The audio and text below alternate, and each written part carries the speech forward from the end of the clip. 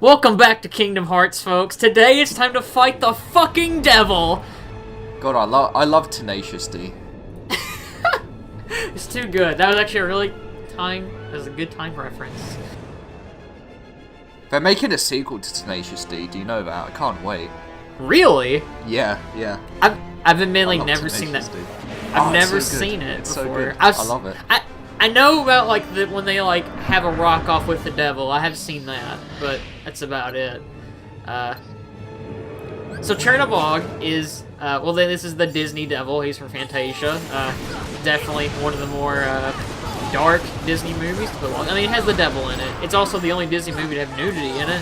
It's an interesting thing to learn. No, that's not true. The Rescuers Down Under, you've heard about this, haven't you? Or the Rescuers, there's that naked woman in the window. I never knew that. I've never seen that movie before. So. Oh, I need to send you. It's one of the animators hid it in. It's quite a famous thing. Maybe stick it in the video. You can barely see anything. But, it has a famous image of them showing it.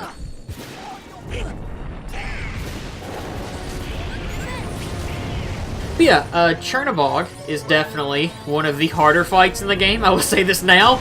Yeah. He's hard in the sense that the air combat's a bit wonky, so every time you want to go behind his head, it's a bit like Ursula. Sora will just float to the other side, and you don't really want him to do that.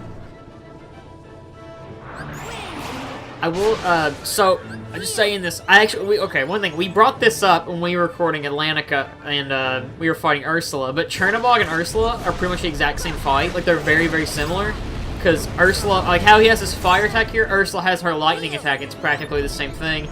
But the thing with the fire attack is an AoE, whereas Ursula's traps you down, so that's why I prefer this fight. With Chernabog's fire, all you need to do is get away, but with Ursula's Thunderbolt, I feel that always hits me no matter what I do. With Chernabog, it's really only his fire attack that's really the big thing. His other attacks don't really do much damage at all, but... Nah, he's more a nuisance because, he'll swat you away after a while, like he just did there. That's the main issue. He's really not that hard until you get to his final health bar, I've tend to learn, because then he gets a lot more spam happy with the fire attack. And like you said, the flying combat is not the best. But I do like this fight, literally just because you were fighting the devil, and I think it's one, hilarious and amazing at the same time. Another trick that I don't think I show off in this fight is you can actually land where his waist is at and actually attack him and stuff, which is pretty cool. You're very limited to what you can do, but I think if you land on the floor, which is where the lava's at, I think you can throw a strike rate or two at him. I'm pretty sure. Now, he's not the only boss that we're going to see throughout this point in the game. We're going to see another one later on that I'm going to try and abuse a little bit, so we'll get to that when we get to that. But, well, this is a cool boss. I hope they bring this back in the later game, but I hope they won't just make it a mini-game boss and make it really underwhelming. That'd be terrible if they did that. It'd be such a shame if that happened. I do like this fight, because like I said, you're fighting the devil, which is awesome in a kid's game. It's for kids, you know? Kingdom Hearts 1 is the most unfriendly game for kids, because they use suicide and the devil in it. Kingdom Hearts 2 doesn't have that, but, yeah. Kingdom Hearts 2 is suicide. It does? Where? Ansem does it, pretty much. He blows himself up with the gumball machine. It's yeah, more self-sacrifice than suicide, but, same thing, kind of.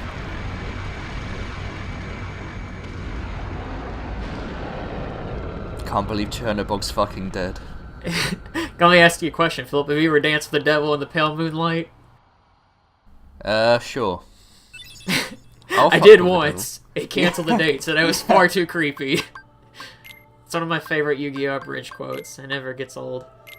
Yeah, we just killed the devil with a key. Kingdom Hearts 1 is by far the best video game ever made, so... Indeed it is.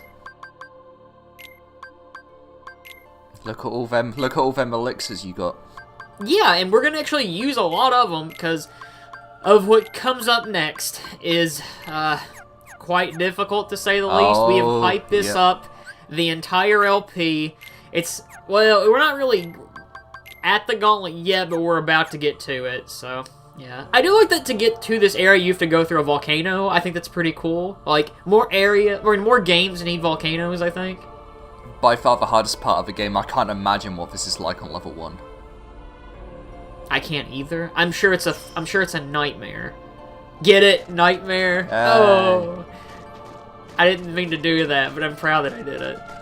What is this supposed to be like? Is this supposed to be a world originally? Because they have all these like destroyed things. I think so, yeah. I think that's the idea, because the end of the world is kind of like, it's the end point where all kind of the broken worlds have gone. I do like End of the World, and I do like when they do something with 0.2 where you see the worlds like trapped in darkness. Like, I really, really like that, and I kind of hope it's something they bring back in 3, which I think they're going to, but, you know, it's really neat. I don't know why this behemoth is here. He's just kind of here to kill time, I think.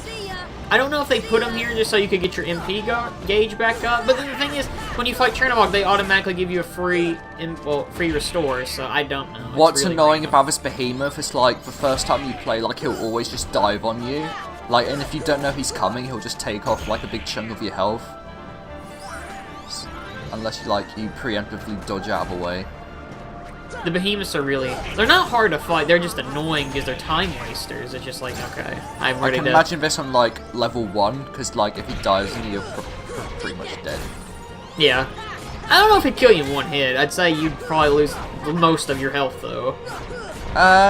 You might die in one hit, depends. Like, with Kingdom Hearts 2, like, it was usually about 2 hits on level 1. You'd, bite it. And you didn't get anything like second chance or once more, not to my knowledge. I only did like a level 1 run a couple months ago. So I'm going to warn people now, this is a trick I did not know about, actually. When you do this gauntlet, you definitely want to hit the pause button as much as you can so you can use a cottage, because if you don't, you're not going to have much health after that behemoth. I never knew you could do that until I just saw this. If it makes you feel better, I did it by complete accident when I was recording this, so it took me 3 tries to record this gauntlet. The first time, I accidentally hit the start button because somebody walked in my room, and I was like, holy shit, the menu popped up, and I was freaking out. I was like, holy cow, and I was so happy because I was like, I don't know if anybody's ever known about this before. I'm sure somebody has, but, you know, it made me feel good. One thing I will say, this has by far been the most, probably, fun I've had replaying KH1 since I first played it, because I've learned so much about this game from this LP alone, and it's kind of been like replaying it for the first time, and it's kind of awesome. Seeing Ragnarok in KH1, comparing it to like what we've seen in KH3 is fucking weird. Yeah, it's so much cooler in 3. Yeah. I guess we can talk about that since like it came out recently. What pisses me off, just to go on a little rant or off topic for a second, one of the parts that I was editing last night, I think it's like part 36, we talk about, oh, we're caught up with Kingdom Hearts 3 news until E3, and then this fucking demo comes out, like, son of a bitch. There's a lot to take away from that. I've been watching the footage pretty much like every day, kind of scrutinizing it. I know. I just want that Toy Story 3 battle music. We're gonna get we're getting the release date in 2 weeks. Tomorrow, as of this recording, which is pretty exciting. That's kind of crazy. The weird thing is, so, when I first, like, asked you, I was like, hey, do you want to LP KH1 before 3 comes out? You were like, yeah, sure. But we were like, oh, we'll get it done before E3, for sure. This LP is gonna finish the week of E3, so I'm like, oh shit. God.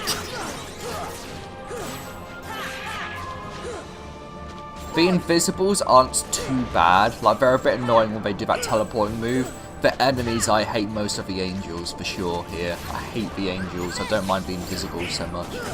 It's because the angels have an invincible state, where it's just annoying. And it sucks because usually they're going to be the last enemies you have left to kill, so if there's like 2 angels and they're both doing that, you just kind of have to sit there and you're just like, well, there's nothing I can do. They could have worked around this. I think if you want to do something, make it where like only magic can hurt them in that state or something. I don't know. I can get physical attacks, but not the magic. That doesn't make sense to me. Also, they have these really annoying tornado attacks, and when they get paired up with the Invisibles, it's really annoying. This is why... Wait, we're not even at the hardest part of the Gauntlet yet, which is the sad part. It's the final part that is so annoying. because it's when you put them together when they're hard. When it's just that, like when it's just the angels, that's annoying. Don't get me wrong, but it's not as bad because you can just gravity them to death. But still, one thing I do like, and I never really noticed this until just now. This road has you fight the devil and angels, which is pretty cool, actually. It's just like one of my Japanese animes. I wish. God, I wish. One thing I do want to bring up, because we won't see this, and I didn't know this while I was recording this, but when you come back to this area, after you beat the Gauntlet, there will be Neo Shadows. Yeah, here, Neo Shadows, awesome. yeah. You grind certain materials from them for the ultimate. I can't remember which ones. The Neo Shadows here are hard as hell to kill, so yeah, because they do this little I like to call it a whack-a-mole strategy where they'll go in the ground and pop back up, and they're super hard to hit. It's very annoying. So yeah, but I mean they're good to grind. I'll give Days this, like that final part in Days where you're kind of recreating the scene in KH1, and it's Roxas with 2 Keyblades, like one shot in Neo Shadows. That's pretty fucking cool to play. Like when I first played that, I was like, okay, this is cool. It's sad, because, the best part of Days is literally the last, probably, 2 hours of that game. Yeah, I agree. I think it has one of the best end games in the series. Like, from the moment where Roxas kind of defects from the organisation, I think it's great. I love kind of that section of the game. Because it's weird, because we shit on Days of Hollow, like you said, the end game's really good. I would argue it has one of the best end games in the series, but it's from the worst KH game by far, so...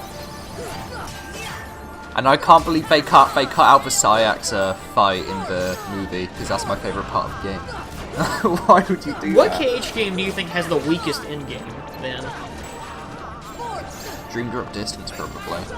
Because it ends kind of weird and anticlimactically, because you beat young Xehanort, that's not the end. It's oh, we have to save Sora, and oh, here's kind of Dark Ventus. It feels a bit haphazard and put together. It doesn't really feel like a climax of anything. It just feels like, oh shit, we need to wrap this up. Yeah, DDD's kind of endgame's kind of there. I think we both can agree that 2 is the best endgame by far. Yeah. Well, I think we brought this up before, but the thing with 2 that really helps it is 2, when it ends, it wraps itself up, in a nice bow and everything. So literally, let's say 2 had been the final KH game, it would have fit, with every other game. DDD, they're gonna have open-ended stuff because it's it's gonna lead in 3, and it makes you want, maybe sometimes make you want more, but sometimes it makes you want less. DDD makes me want less, because once I beat young Xehanort, I'm I just want this game to end, so... I remember I was playing DDD on near launch, and I was playing my 3DS downstairs, and young Xehanort, I was stuck on for hours. And then, I remember when I beat him, I was like, thank fucking God, I finally did it. And then I was like, wait, there's more game? I just wanted it to be finished. A strategy that I highly recommend using for this part, because this is by far the hardest part of the Gauntlet, because there's so much shit going on, is to use Bambi, because you will pretty much get automatic MP refills because of all the bubbles. Definitely use Bambi, just so you can spam gravity, because it will save you so much time. It's not even funny. Just spam gravity, that's all I'm saying. Defy gravity, whatever. I can't think of what that actual song is called from that play, but it's, let me put it this way. I am very, nervous when I record games, just because I want to get them down. I was sweating fucking bullets at this point when we were recording this. I was oh my God. And when I finished recording this, all you could probably hear was me screaming, thank God. Because it sounded like somebody was having an orgasm in my room, because I was thank God I'm free. God, that's how I felt when I was fighting Roxas in level 1 on Critical and Final Mix. Just that tension. And then when I finally pulled it off, it felt so good. Yeah, that's the thing, is one thing I will say, and one of the things that you I don't know if I'm ever going to do a level 1 run of a KH game. I'm highly debating on it one day, but it's really fun. 2's really fun to do.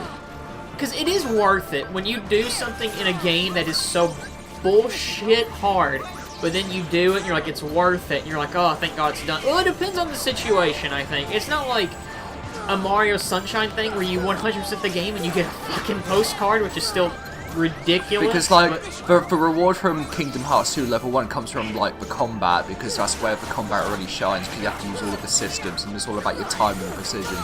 Like, watching it all come together, like, especially with the PS4 version, because you can watch your playbacks.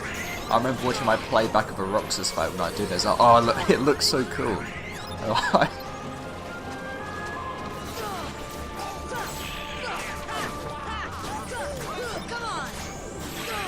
Speaking of the recent KH3 demo footage, they showed off like the limits and the summons, and you can take damage during those. And I was telling you about this, but that's like a major problem they need to fix. I think that's a bigger problem than the floaty combat. Like taking damage during limits and transformations is just not on, and I don't. If that's not fixed, that's going to be a worry. I'm hoping that's a demo thing only. I really am, because if you're playing on critical and you use a Keyblade transformation or a summon, like if you're doing like so say you're using Ariel and she does that thing where like you spin around with her, you can get damage during that. That's a cinematic scene. So if you're playing on critical and you get killed during that, that's not fair. Because you can't control it. Like BBS had that problem as well, like with the finishes. I'm very worried about that. That's the thing I kind of have noticed. That's more of a, I don't really want to be mean, but that's more of a B-team thing. I've noticed, like, ever since they've been making KH games, they've always had that problem. So I'm hoping that gets ironed out, because, yeah, that gets annoying very quickly, so. That's why, you know, in BBS, like, the biggest example is Ghost Drive. You know that Commander Aqua gets where she teleports around? Yeah. Like, I always, like, got killed with that in critical because it's kind of, like, cinematic and she keeps teleporting around, but you can still get hit during it. So, like, I didn't want to activate it, but every time I did, I just died because I would be teleporting around and then, like, I just get whacked by an unverse and die. That's not fair at all. It sucks because it's more punishing more than anything when you get something like that, because it's like, why do I even want to have this if I'm going to get hit, you know? Like, I'm not going to use it. One thing I will say, I love Kingdom Hearts 2, I really do, but one thing I've never liked is I've never liked... I like anti-form as a concept, but I've never liked it more as a... I really don't... In Final Mix, I've noticed this. You get anti-form more often in Final Mix, I'm pretty sure. At least I did. And it feels more like you're getting punished for using, like, drives. That's one thing I've never liked about KH, is I feel like they do at times punish you for trying to use these cool things. It's like, well... I think the problem with punishing you for using drives too much is there's a counter for it anyway, so that's kind of your punishment, and like you can abuse them. So I don't really know what the point of anti-form was. It does have its uses, like, anti-form has saved me quite a few times just because the damage output is pretty insane and it can stun a lot of bosses if you're like good with it. So it has saved me where like I'm fighting an org member and I'll just like nearly knock off all their health and I somehow like get out of anti in time and finish them off. Yeah. God bless you if you get anti-form when fighting Zaldin, because you're gonna die pretty much. And with that, we have pretty much done everything in the... well, that we can do. So, oh my god. Through that door, we only have Ansem left. So, we'll see you guys next time.